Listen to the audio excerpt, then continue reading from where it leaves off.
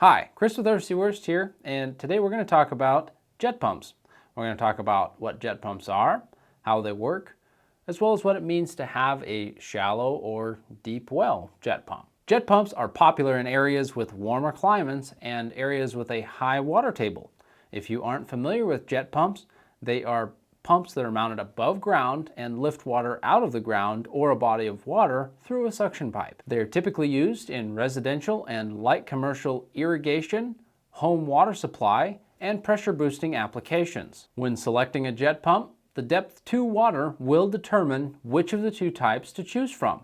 Shallow well jet pumps can lift water from up to 25 feet, while deep well jet pumps can lift water from over 160 feet. The component that enables a jet pump to lift to such depths is known as a jet ejector.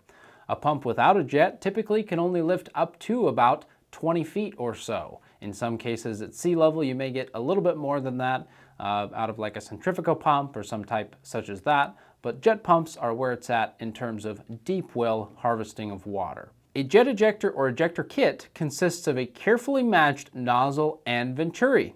The nozzle receives water at high pressure. As the water passes through the jet, its velocity is greatly increased, but the pressure drops, just like when you hold your thumb over a running garden hose. What you see is the water is able to travel quite a bit farther, but in reality, what you're doing is decreasing the pressure, and by doing that, the energy is converted to velocity, so it throws the water that much farther. The greatly increased water speed, plus the low pressure around the nozzle tip, is what causes suction to develop around the jet nozzle. Water around a jet nozzle is drawn into the water stream and carried along with it. For shallow wells, the ejector is mounted in the pump in front of the impeller. Placing the jet in front of the impeller increases suction considerably, from what I mentioned previously, the limitations of about 20 to 25 feet, and now you're able to get much more, up to 28 feet on a shallow well ejector setup. But as the distance from the pump to the water level increases, the amount of water used by the jet also increases. So, discharge flow is affected because it decreases as more water is used to feed the ejector. So as distance increases, capacity decreases. For deep wells, the ejector kit is located in the well underwater. The deep well ejector works in the same way as the shallow well ejector.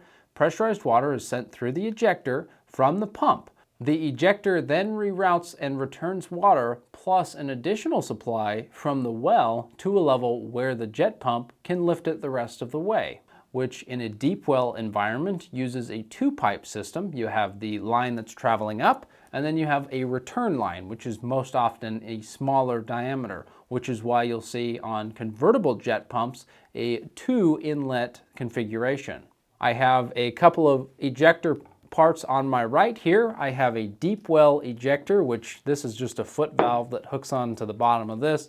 And then this is a shallow well ejector like what's mounted to the pump here on my left. Some jet pumps, like this one here, are convertible, meaning that the jet ejector can be installed for deep or shallow well configurations. Ejectors must be carefully matched to the pump and system needs, and not just any jet can work for any jet pump. They have to be specially engineered to get things right. We will cover how to size jet ejectors in a future video, so keep an eye out. So that is more or less the basics of a jet pump. If you need help selecting a jet pump, check out the link in the description below. We've got a video for you. If you have any questions, leave those in the comments or give us a call. Don't forget to hit the like and subscribe button for more great content. And thanks for joining me today. We'll see you next time.